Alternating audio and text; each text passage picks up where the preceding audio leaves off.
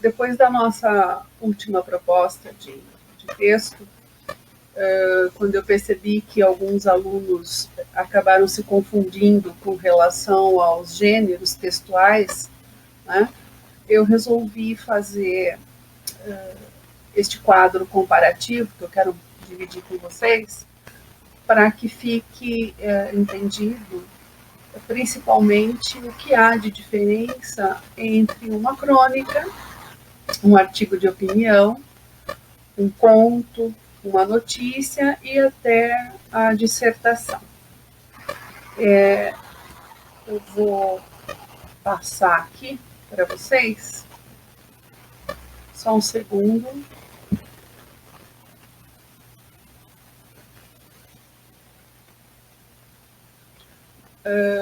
Precisei mudar a página aqui.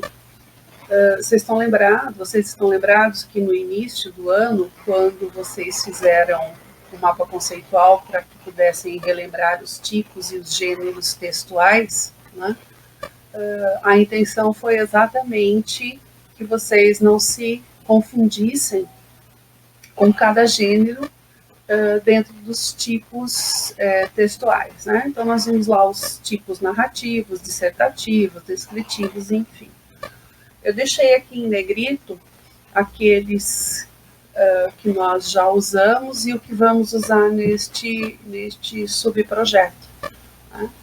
Como eu estou gravando um vídeo para o primeiro e para o segundo junto, aproveitando a oportunidade, né, já que o segundo fez uma crônica e agora vai para um artigo de opinião, e o primeiro fez um conto de humor e agora vai para uma notícia, né? É por isso que vocês estão vendo em negrito. Aí aparecem aqui os outros tipos com os respectivos gêneros, né, para que possam se lembrar.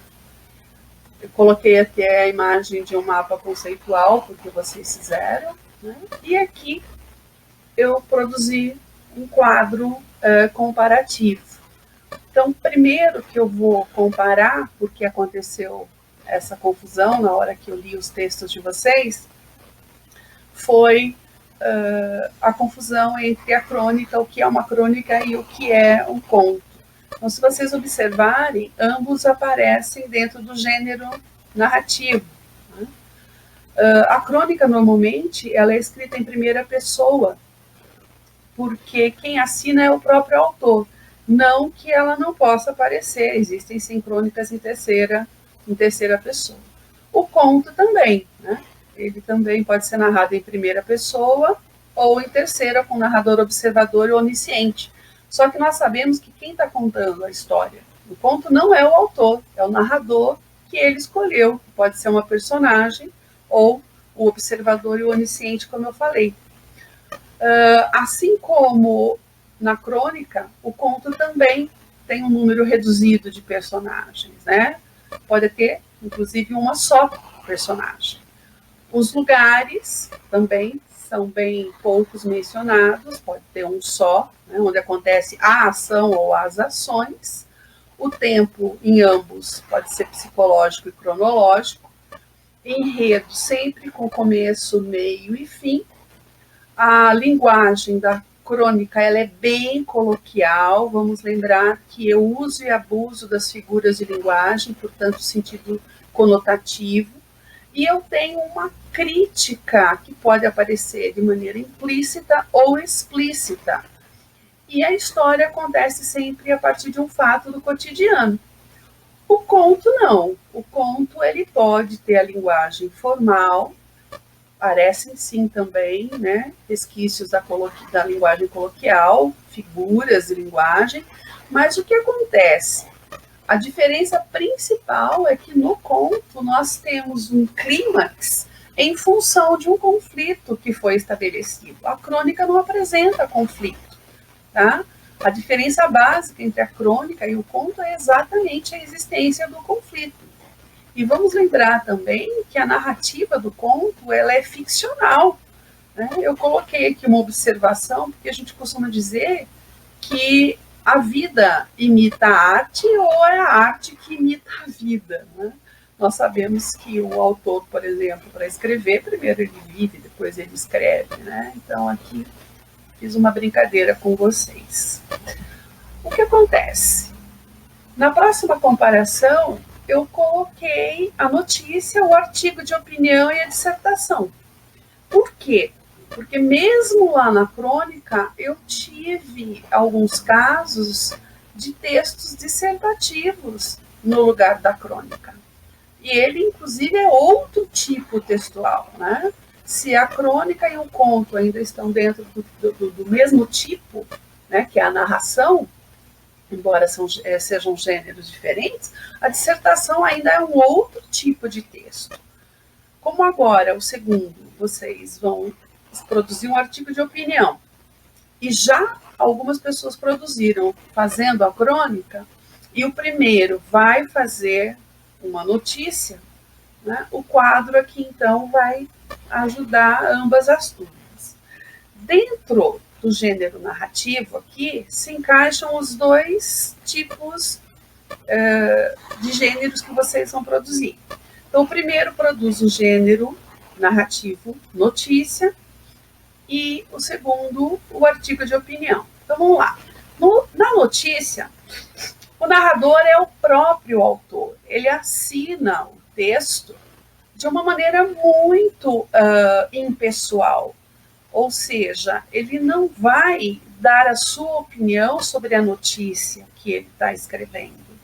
Diferente do artigo de opinião, em que o texto carrega características tão pessoais que muitas vezes as pessoas vão direto num jornal, numa revista, para saber qual é a opinião de um determinado autor a respeito daquilo sobre o que ele está falando, né? A notícia desenvolve aquela famosa fórmula jornalística, né? O que aconteceu, com quem aconteceu, quando, onde, como e por quê. Então, numa linguagem culta, né, formal, objetiva, tá? Ele vai contar, ele vai narrar algo que aconteceu ou que vai acontecer. Quando eu falo algo, pode ser um fato, né, também, que aconteceu, como agora essa pandemia que nós estamos vivendo, né, os acontecimentos em função dela. No artigo de opinião, quando o autor ele revela a sua opinião e os argumentos para defender essa opinião, ele não está com a intenção de fazer com que as pessoas mudem de ideia. Ele está revelando o que ele pensa, tá? Diferente de um texto argumentativo em que o autor faz questão, no caso da argumentação, né, de tentar convencer alguém, tá? Mas voltando aqui, a linguagem também é culta, objetiva, né? E o fato, normalmente, é sobre algo que está acontecendo. Pode até ter acontecido, mas normalmente é no meio da situação em que as pessoas vão se posicionar, tá? No tipo de dissertação, né? Nesse tipo de texto, em que o autor pode usar a narrativa, né? A fala em primeira pessoa do plural, do singular também, mas também em terceira do plural. Até dei aqui 2 exemplos, o que é mais comum, a terceira do singular e a primeira do plural, dependendo da proposta, né? Nós temos sempre uma ideia central que vai aparecer na introdução, o desenvolvimento, onde aparecem os argumentos. Normalmente a gente oferece posicionamento contra ou a favor a alguma coisa. Quando eu sou contra, eu preciso revelar que existem pessoas, né, que acreditam e são a favor daquilo, tá? A linguagem também culta, objetiva, só que o que acontece? Na dissertação, eu acabo sempre usando no desenvolvimento dados estatísticos, eu recupero a história para fazer com que a pessoa fique mais entendida sobre aquilo que eu estou falando. Eu posso citar depoimentos de pessoas, eu posso reproduzir uma entrevista, eu posso citar exemplos. Então, veja, é um tipo de texto em que a intenção por trás dele é convencer alguém a respeito de algo. Então, vejam, eu vou voltar aqui. A crônica e o conto, né, dentro do tipo narração. E ambos são gêneros narrativos, com a diferença aqui que o conto tem conflito e estabelece um clima, que algo vai ser resolvido, né? E aqui, nesses outros tipos de gêneros textuais, né? Ambos ainda aqui, a notícia e o artigo de opinião dentro do narrativo, mais a dissertação dentro do tipo dissertação. Aí o que eu fiz? Eu coloquei aqui para vocês algumas sugestões para uma boa redação. O primeiro passo, né, porque tem gente que acha que é fácil escrever, mas nem sempre é fácil. Né? Algumas pessoas, por outro lado, acham que é um martírio. Tá? Então, essas dicas aqui, eu acredito que vão ajudá-los. Né? Na realidade, eu nem chamo de dicas, eu chamo de sugestões, tá bom?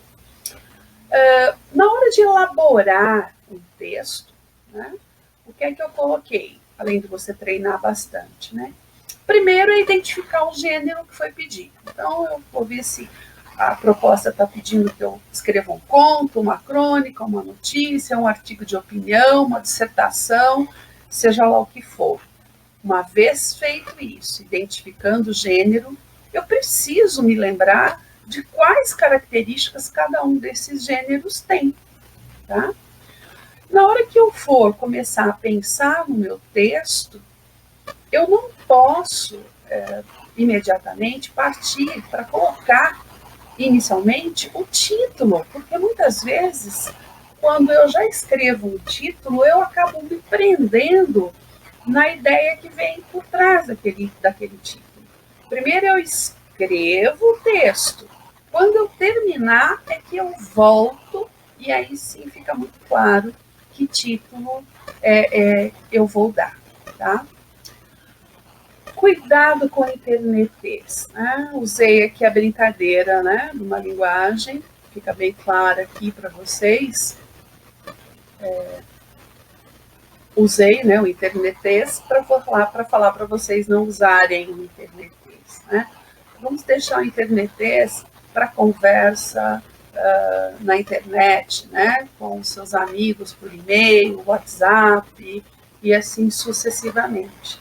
Uma outra coisa também que pode prejudicar são as abreviaturas. Cuidado, tem gente que inventa abreviaturas e achando que o destinatário, né, o leitor, vai conseguir entender. Cuidado, né? Nós podemos prejudicar a comunicação quando a gente inventa algumas abreviaturas. Tá? Na sequência, clichês, chavões, lugares comuns, são todos elementos que devem ficar longe do seu texto. Eles tiram a originalidade, tá? Os textos acabam ficando todos com a mesma cara, tá bom? Imaginem se todo mundo, né, só reproduz algo que já está pronto. Tá? Eu acho que a intenção de vocês não é ser mais um no meio de uma multidão. Muito pelo contrário, é mostrar que sabem o que querem, que têm senso crítico e que conseguem pensar com autonomia, com a própria cabeça. Uma outra coisa muito ruim no texto, né, é o rebuscamento. Se por um lado eu preciso fugir de ideias prontas, eu não preciso extrapolar usando um vocabulário arcaico, um vocabulário antigo, né? E muito menos a gíria. Né? Então, cuidado aqui, olha, nesses 3 itens, tá? Eu falo disso. Se por um lado eu posso me livrar, embora eu tenha conhecimento, né, de termos que já são um pouco ultrapassados, eu também não vou usar o lugar comum e também não vou criar aqui um vocabulário marcado por termos que eu uso com os meus amigos. realmente, quando eu tenho a construção de um texto, o que precisa ser usado, né, é a língua padrão, norma culta, né?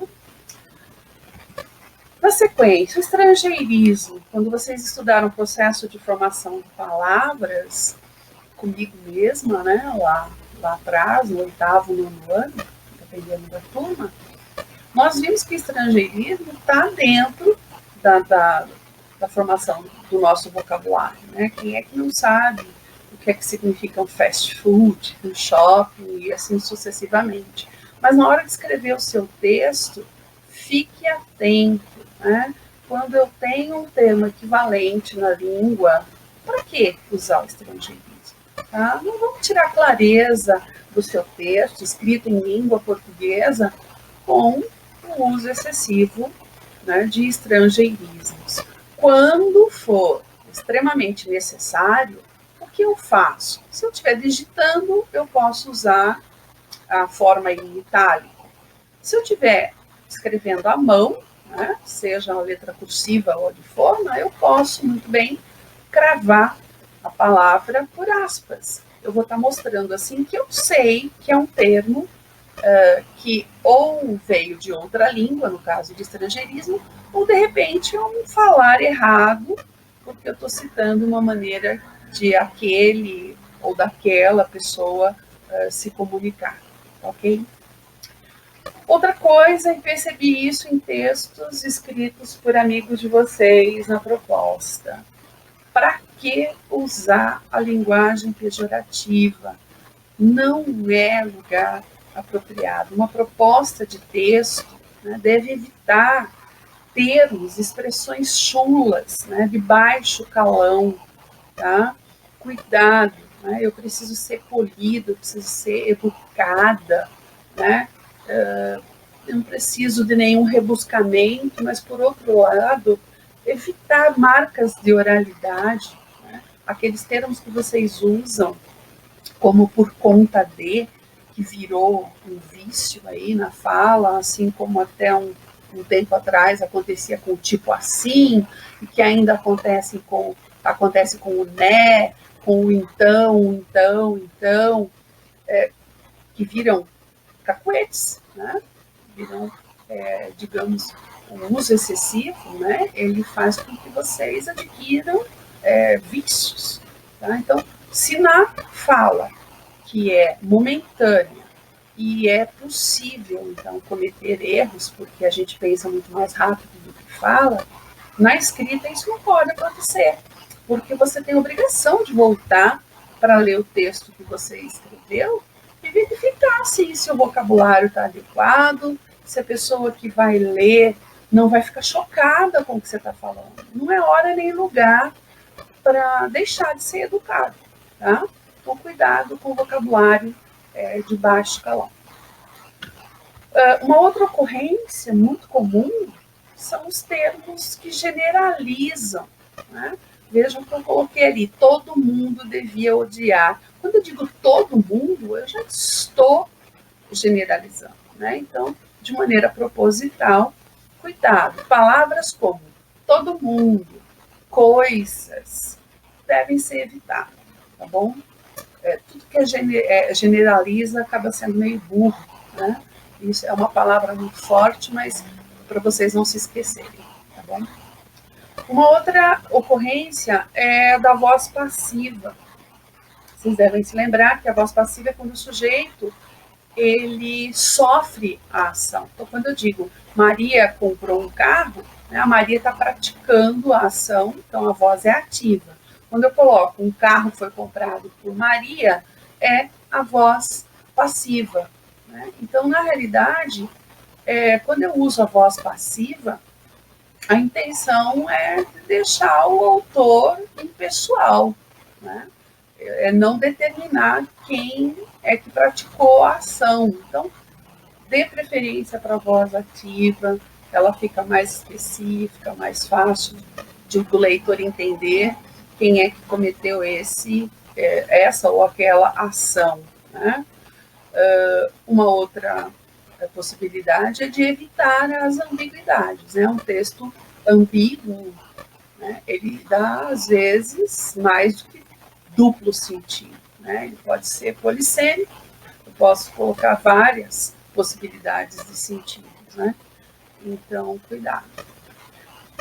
Um outro item, no caso de vocês, não está acontecendo porque vocês estão digitando, mas na hora de produzir um texto escrito, em letra cursiva ou em forma, ela precisa ser legível, né? Eu costumo dizer que os textos que são bonitos são aqueles que você bate o olho, consegue determinar os parágrafos, seja na escrita pelo recuo, né, da marcação do parágrafo.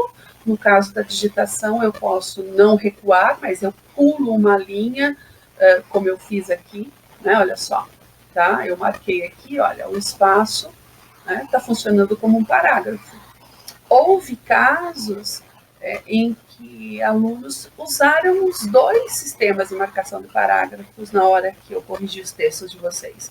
Ele deu recuo aqui, tá? E também pulou, não há necessidade. Se eu der o tab aqui, para conseguir o parágrafo, perfeito. Se eu pular a linha, também está marcando o parágrafo. Agora, na escrita, eu preciso fazer o recuo da margem, tá? E nada mais bonito do que um texto em que você consiga, né, enxergar os parágrafos, onde começa e onde termina, tá? E eu vou falar a verdade. Na hora de ler um texto em letra cursiva ou em forma, eu dou preferência para ler os textos realmente legíveis, né? E eu deixo aqueles que eu não estou conseguindo sempre para o final, porque a gente vai perder um tempo bem maior. Em textos digitados isso não acontece, né? Mas atenção à marcação dos parágrafos, tá bom, pessoal? Aí, eu coloquei aqui alguns links que vocês podem utilizar para abordar ainda esses assuntos vistos aqui nesse quadro comparativo, né, cuja intenção foi só auxiliar vocês, que vão, no segundo ano, produzir um artigo de opinião agora, e o primeiro, produzir uma notícia.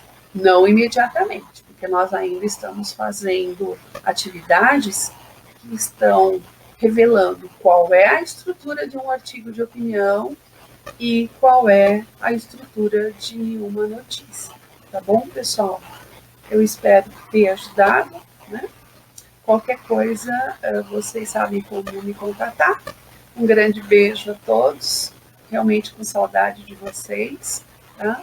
E não se esqueçam, nós temos plantões de dúvida. O segundo ano é de segunda-feira, das 7h30 às 10h30, né?